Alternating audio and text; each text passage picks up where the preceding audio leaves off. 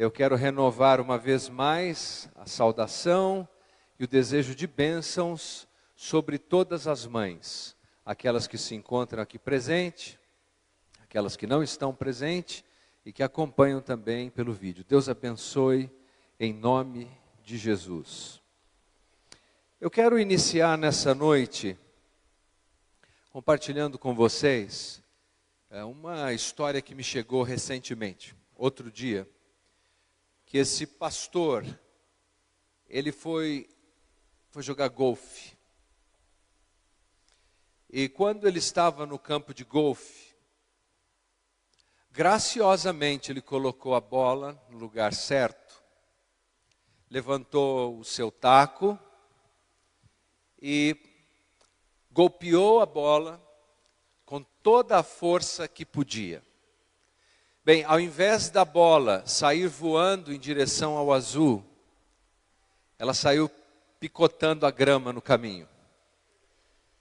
O pastor, naquele momento, franziu a testa, encolheu os lábios, abriu as narinas, mordeu a parte inferior dos lábios, meneou a cabeça negativamente para a direita e para a esquerda, mas não disse nada.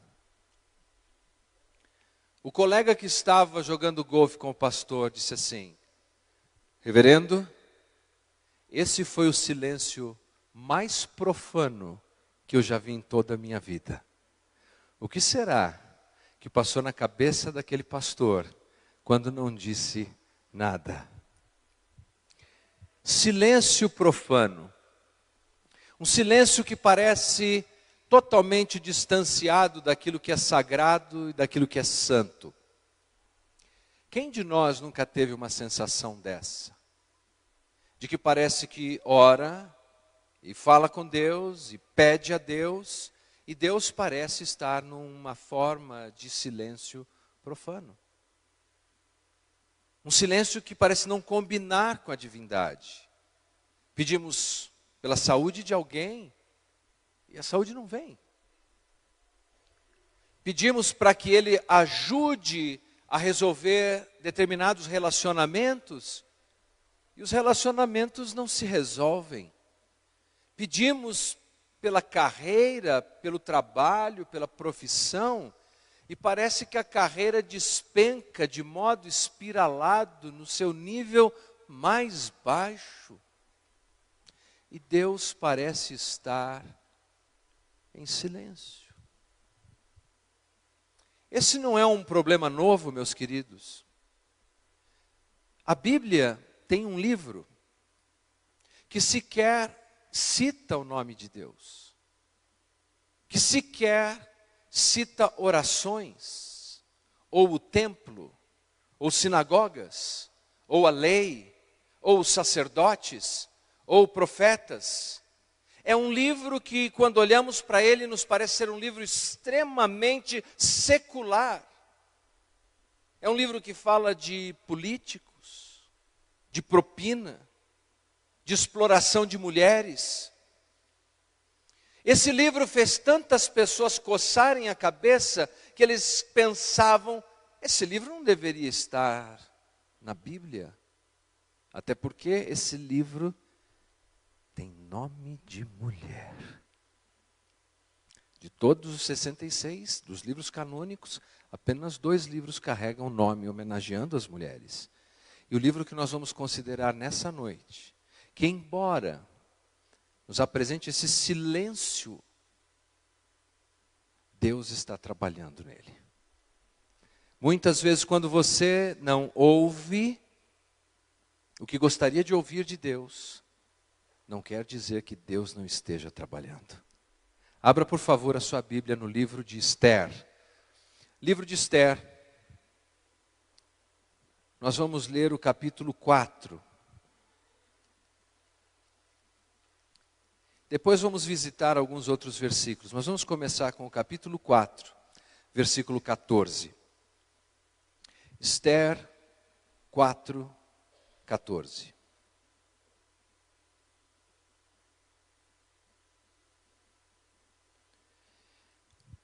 Se você encontrou, por favor, diga amém.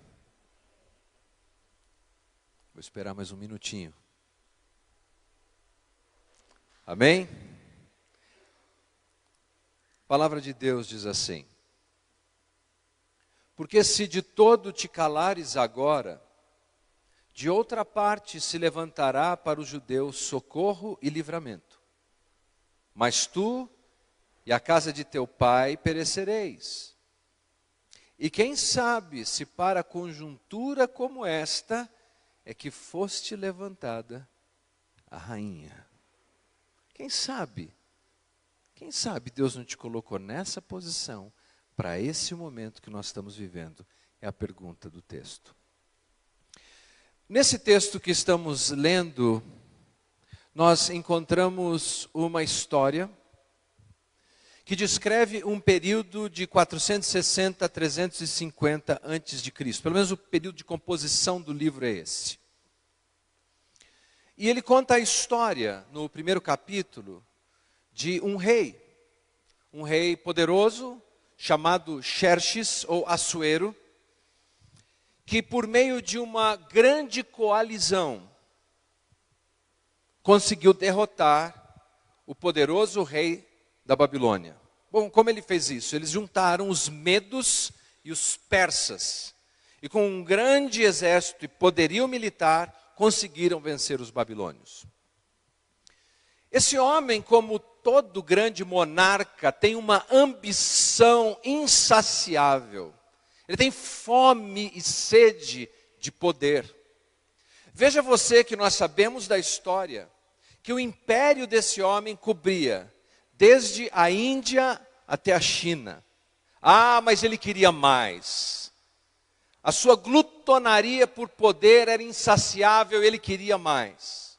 E por essa razão, no primeiro capítulo desse livro, nós encontramos esse homem numa convenção com seus generais e com seus soldados, planejando e pensando como ele poderia derrotar os gregos. Uma festinha que durou 180 dias. Comida e bebida por conta do trono. Ele queria motivar o seu exército. No final desse período, para fechar o momento, abrilhantar a festa, ele tem uma ideia. Ele chama a sua mulher troféu. Você sabe disso. Muitos homens poderosos gostam de ter uma mulher troféu. E ele queria apresentar para os seus soldados e os seus generais a sua mulher troféu. Capítulo 1, o nome dela é Vasti. O texto diz que ele queria que ela viesse usando a coroa. Há um debate exegético aqui, se isso significa que ele queria que ela viesse nua, usando apenas a coroa. Ou se ele queria que ela viesse e dançasse para os seus generais. Seja como for, esse homem, que naquele momento era o homem mais poderoso do planeta, com o império da Índia até a China, diz: diga para Vasti vir aqui, enquanto todos estão bebendo. E a Vasti diz não. Meu amigo, não importa se você é o homem mais poderoso dessa terra, quando uma mulher diz não, é não. E ela disse não. E ela não foi. Agora imagine isso. O homem está ali diante de todas as pessoas dizendo que vai conquistar o mundo todo, inclusive os gregos, e a mulher dele diz não. Imagine a crise política que se instaurou naquele momento. E os demais começaram a falar: ah, se essa moda pega. Então, para resolver o problema de ordem política que surgiu ali, ele passa imediatamente uma lei. A partir de agora, Vasti está proibida de entrar na minha presença. Aí tem o dito.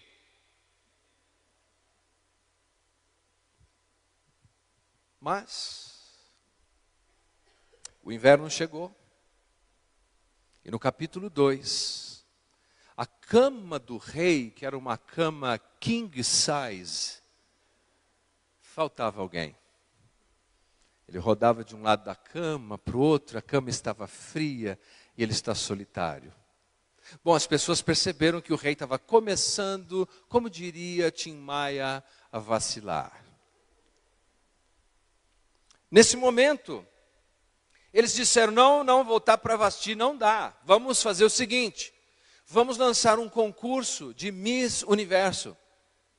É exatamente isso nos dias de hoje. E aquela que vencer se torna rainha. E o rei falou: eu gostei dessa ideia. Vamos fazer exatamente assim. E aí concluímos os primeiros personagens desse livro. Vasti e o rei Assuero. Mas então no capítulo 2, nós somos apresentados a mais dois personagens importantes. Dois personagens que são unidos pela dor, unidos pela tragédia. Abra sua Bíblia no capítulo 2 do livro de Esther. Versículo 5. Ora, na cidade de Suzã, havia certo homem judeu, benjamita, chamado Mordecai, filho de Jair, filho de Simei, filho de Quis, que fora transportado de Jerusalém com os exilados que foram deportados com Jeconias, rei de Judá, a quem Nabucodonosor, rei da Babilônia, havia transportado. Ele criara a Hadassa, que é Esther, filha de seu tio, a qual não tinha pai nem mãe. Era jovem, bela, de boa aparência e formosura. Tendo-lhe morrido o pai e a mãe, Mordecai a tomara por filha. Veja, essa jovem judia chamada Hadassa, murta, uma planta que produz flor e perfume, sofre na vida. Nós não sabemos com que idade ela perdeu pai e mãe.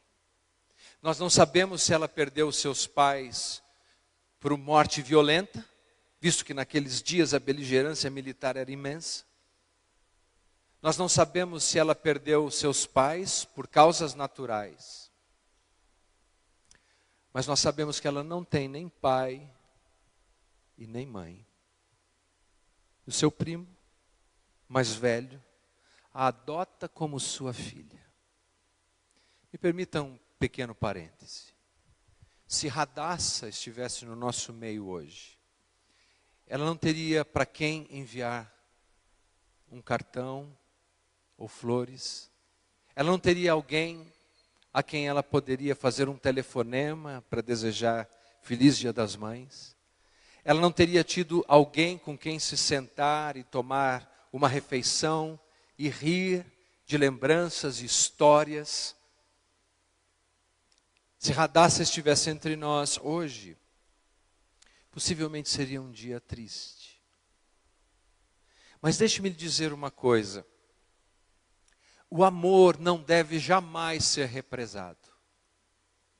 Jamais.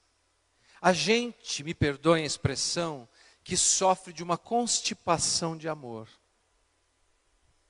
Eles sofrem porque não compartilham o amor que têm com o outro. Há pessoas aqui, a mamãe já foi. Canalize esse amor a outras pessoas que necessitam desse amor. Há mães que já perderam seus filhos. Canalize o amor que você tem a essas pessoas. O amor jamais deve ser represado. Amém? Fecha parêntese. Mordecai fez um excelente trabalho. Ele apanha essa menina e cria com tamanha dignidade. Como nós sabemos disso, a primeira coisa, ela precisava ser uma moça virgem. E ele conseguiu ensinar essa moça de maneira que ela manteve toda a sua castidade. Mais do que isso, o texto adjetiva essa moça pelo menos 3 vezes. Ela é bela, ela é formosa, ela tem todas as qualidades necessárias para concorrer com qualquer moça do Império Persa e vencer. Que trabalho excepcional ele fez na vida dessa moça. E no meio de toda essa tragédia, bingo, Esther é escolhida para ser a nova rainha. Veja como a coisa vai se delineando no texto. Ainda no capítulo 2, Mordecai um dia está às portas do palácio, nós não sabemos porquê, do versículo 21 em diante. E ele ouve sobre uma conspiração contra o rei. Consegue avisar Esther, que avisa o rei, e isso livra o rei da morte. Mas algumas coisas vão acontecendo. No capítulo 3, nós somos apresentados a um novo personagem no texto. Até agora nós conhecemos Vasti, Artaxerxes, conhecemos Mordecai, e agora conheceremos um homem chamado Hamã. Hamã é um homem ambicioso, é segundo no reino da Pérsia. Ele quer ser mais poderoso ainda. O texto do capítulo 3 nos diz no primeiro versículo que ele é um Hagagita. Dá uma olhadinha aí. Depois destas coisas, o rei Assuero engrandeceu a Hamã, filho de Hamedata, Hagagita. Bom, Hagagita para nós não significa absolutamente nada. Mas se nós voltarmos no tempo, no ano 1030, o rei Saul, que é da tribo de Benjamim, assim como Mordecai, recebeu uma ordem do profeta Samuel. A ordem é que ele deveria dar cabo do rei Agag, que é de onde vem os Hagagitas. Mas o rei Saul, na hora H, não teve coragem de fazer isso. E ao invés de executar aquele homem que era um déspota, que era um homem imoral e cruel, ele não fez. E o profeta Samuel desembanha a espada e dá cabo do rei Hagagita. Bom, diz um ditado que lá no Oriente Médio as pessoas não têm memória curta. As ofensas de centenas e centenas de anos vão sendo cultivadas.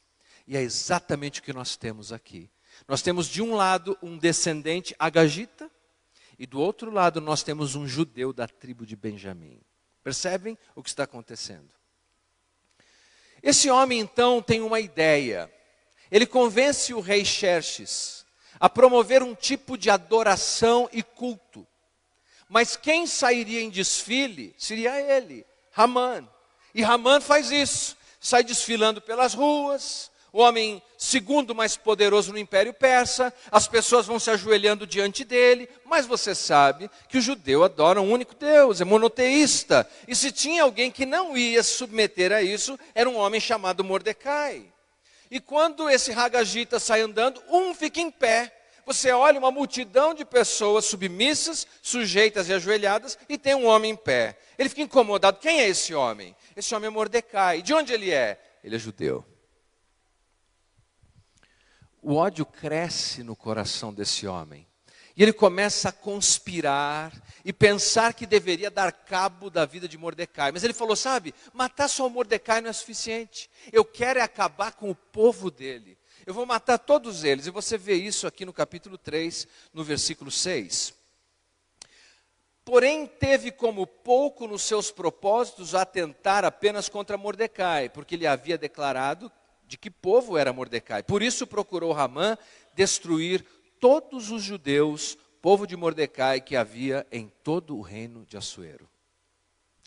Da Índia à China, ele quer destruir todos. Genocídio, etnocídio, ele quer acabar com todo mundo. E ele tem uma ideia.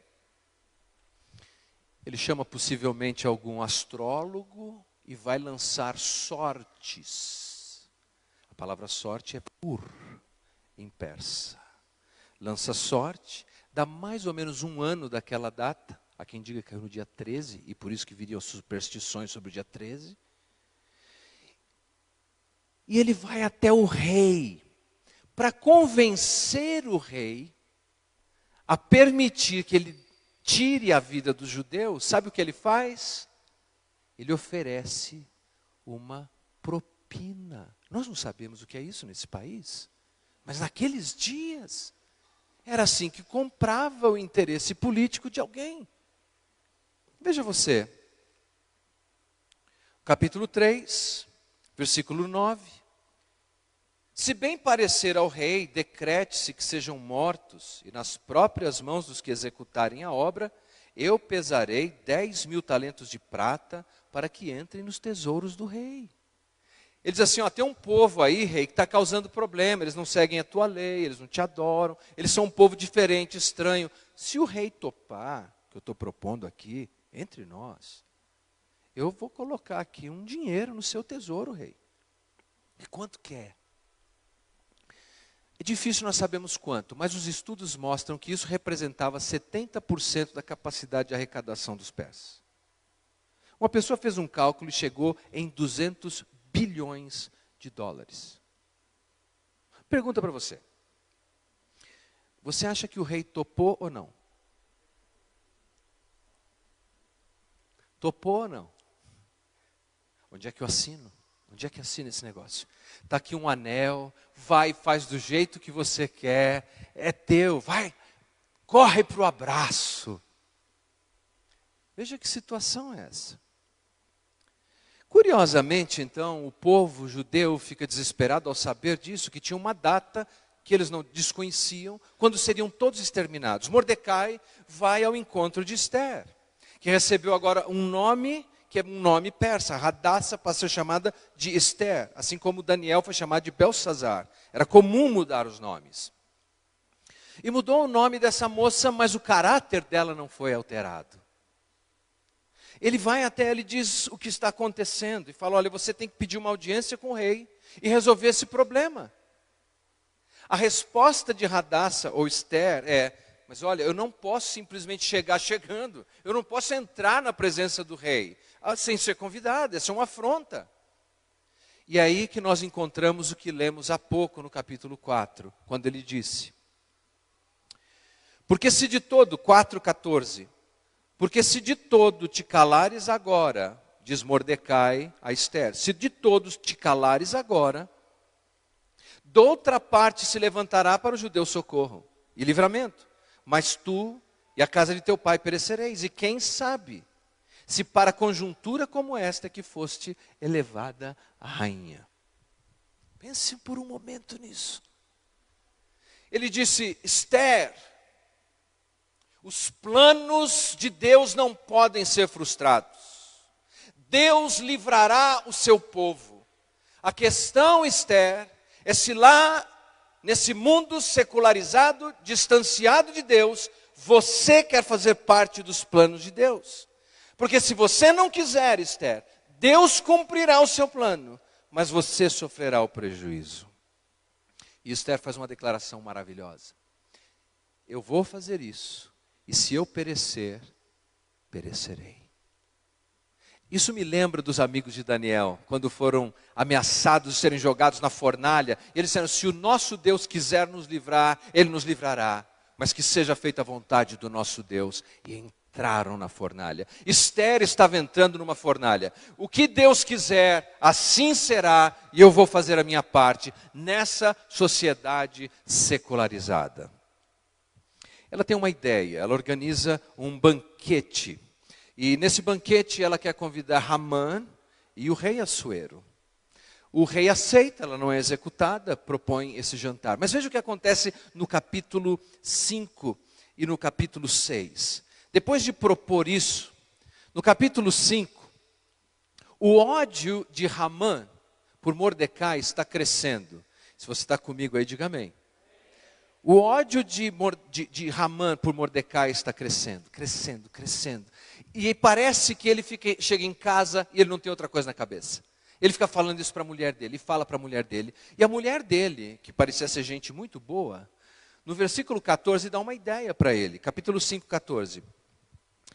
Então lhe disse Zeres, sua mulher, e todos os seus amigos, faça-se uma forca de 50 côvados de altura, mais ou menos 22, 23 metros de altura, mais alto do que a nossa igreja. Faz uma forca, meu amor, bem alta, de 23 metros, e pela manhã, dize ao rei que nela enforquem Mordecai. Então entra alegre com o rei ao banquete. A sugestão foi bem aceita por Hamã, que mandou levantar a forca. Já contratou a engenharia e mandou levantar uma forca de 22 ou 23 metros. Imagina, ele queria que o Mordecai fosse uma bandeira, tremulando, demonstrando toda a sua vingança por ódio e ciúmes.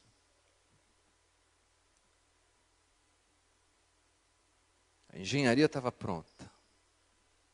A torre estava ficando pronta. Mas o rei, veja como são as coisas. Veja como as coisas vão encaixando. Estatisticamente há tanta coincidência aqui que é impossível se chamar de coincidência. É preciso chamar de providência. Deus está em silêncio, mas Deus está agindo. Deus está em silêncio, mas Deus está agindo. O rei naquela noite, gente, não consegue dormir. Uma insônia terrível. E você sabe, não existia celular, então ele não pôde nem olhar o WhatsApp. Aí ele falou, bom, estou sem sono, o que vou fazer? Ele pegou seus diários e começou a ler os diários. E encontrou lá que um dia Mordecai tinha salvado a sua vida. E ele continuou lendo e falou, puxa, eu não recompensei esse homem, que coisa, que lapso. E passou a noite lendo aquilo. Pela manhã, o seu auxiliar de luxo, Haman, aparece. Bom dia, reizinho lindo, cheguei. Ele disse, Haman, eu estou com uma coisa aqui na minha cabeça, rapaz, nem consegui dormir. Eu queria honrar uma pessoa que é muito importante aqui no império. O Haman, que tinha um ego gigante, pensou, pessoa importante? Sou eu. Eu queria honrar, o que você sugere? Ah, rei, uma pessoa importante, eu acho que deveria dar a essa pessoa as vestes reais, o seu manto, até a sua coroa, e o seu cavalo favorito, e deveria pôr essa pessoa sobre esse cavalo, e pegar alguém importante do império, puxando o cavalo, e dizer, é assim que o rei honra o homem a quem ele aprecia. E o rei falou, Haman, você é um gênio, ótima ideia, chama Mordecai. Estão percebendo as reviravoltas? E lá vem o Haman, puxando o cavalo, com Mordecai em cima, dizendo, é assim que o rei honra o homem a quem ele tem o apreço. O ódio dele agora está nas alturas.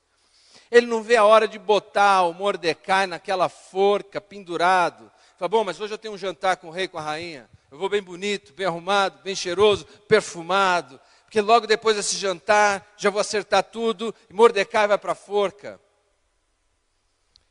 E ele vai para o jantar. Só que ele não sabe que ele vai virar a janta. E lá no capítulo 7, Esther revela ao rei Xerxes que ela é judia. E que a lei de Xerxes executaria todos os judeus, inclusive a sua rainha amada. E que tudo aquilo era um plano desse diabólico e maquiavélico Haman. O rei decide executar Haman. E fala, o que nós poderíamos usar para executar um homem tão maldoso? Disseram, tem uma forca construída na cidade, com 22 ou 23 metros de altura. E o rei disse, bota ele lá. E ele foi executado na torre da forca, que ele mesmo construiu. Deus pode estar em silêncio, mas Deus está trabalhando. De Pur, sorte, temos Purim, que é o plural, que é a festa judaica que se comemora até hoje, de como é que Deus livra o seu povo. Veja você, só tem um jeito de exterminar quem é povo de Deus. É exterminando Deus. E isso é impossível. Quando nós olhamos para esse texto, eu quero entrar em algumas sugestões bem práticas para você agora. 3 lições práticas para você. Meus queridos, é possível estar numa sociedade pagã, e assim como Esther, estar, talvez estrela, continuar brilhando para Deus. Deus não fica aqui no domingo esperando você vir. Deus quer estar com você, aonde quer que você esteja. E lá no seu trabalho, nas suas atividades, parece que não há nada de religioso ali, de espiritual ali. Parece que não há nada acontecendo que tem algum significado espiritual. Deus está lá. E Deus coloca pessoas em posições estratégicas. E você está nessa posição estratégica. Porque veja você, que Deus apanhou um Daniel, e foi um homem piedoso, você vê orações e Deus usou. Mas você vê no livro de Esther, um livro que não fala de nada do que é religioso, mas Deus usou. Você pode dizer, mas eu sou apenas uma mãe. Apenas uma mãe? Deus usa as mães de modo extraordinário. Veja você o que fez Joquebede e como salvou Moisés. Alguém pode dizer, mas eu sou apenas uma doméstica. É mesmo? Você lembra que foi uma mocinha doméstica que falou com Naamã sobre o Deus de Israel?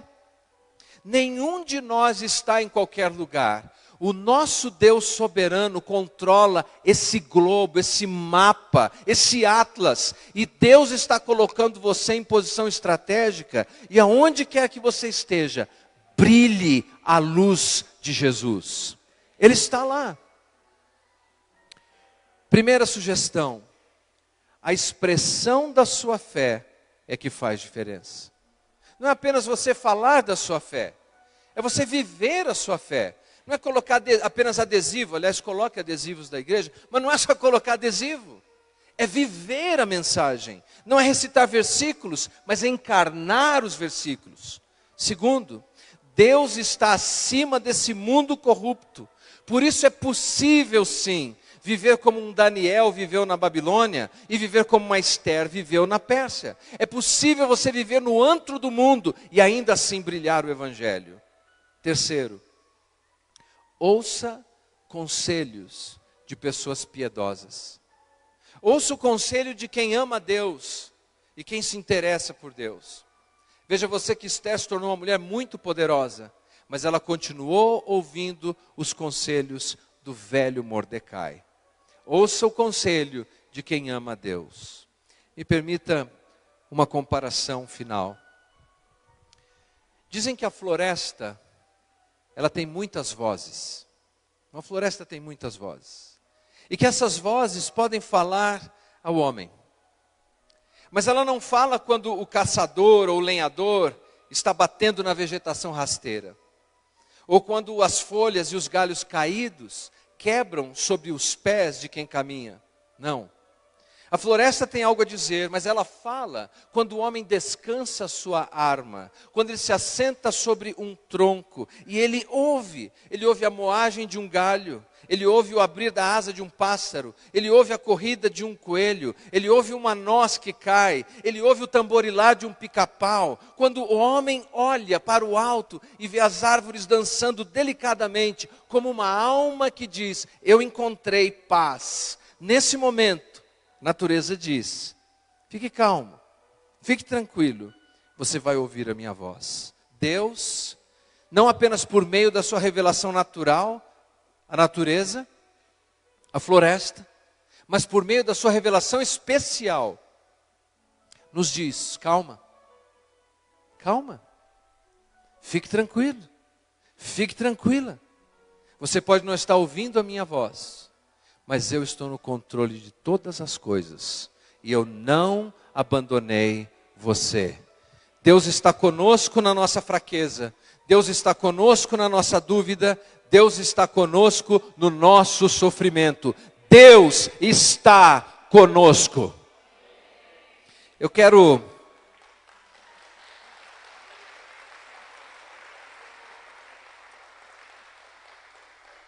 Amém. Eu quero convidar você a fechar os seus olhos nesse momento. Abrir o seu coração. E você sabe quais são as áreas de lutas. Você sabe onde você tem notado o silêncio de Deus. O silêncio de Deus não significa ausência de Deus. Coloque diante dele nesse momento. Oremos. Pai, obrigado por essa noite. Obrigado por cada irmão e cada irmã. Obrigado pelo livro de Esther, um livro tão lindo, que vemos no último capítulo, o capítulo 10, como o Senhor exaltou Mordecai, e como o Senhor fez dele um homem tão influente, que preservou e abençoou o seu povo. E aqui nós temos irmãos e irmãs, todos nós estamos inseridos em alguma posição, e essa posição é estratégica, porque o Senhor é o dono da nossa vida.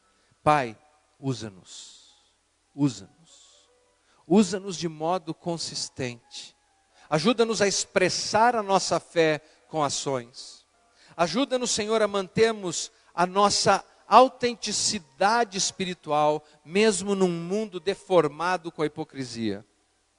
Pai, ajuda-nos a mantermos um coração aberto para os bons conselhos, para aqueles conselhos que são piedosos e nos levam adiante. Obrigado, porque o Senhor está conosco, na nossa fraqueza, na nossa luta, na nossa dor, o Senhor está conosco. Obrigado, Pai, em nome de Jesus. Amém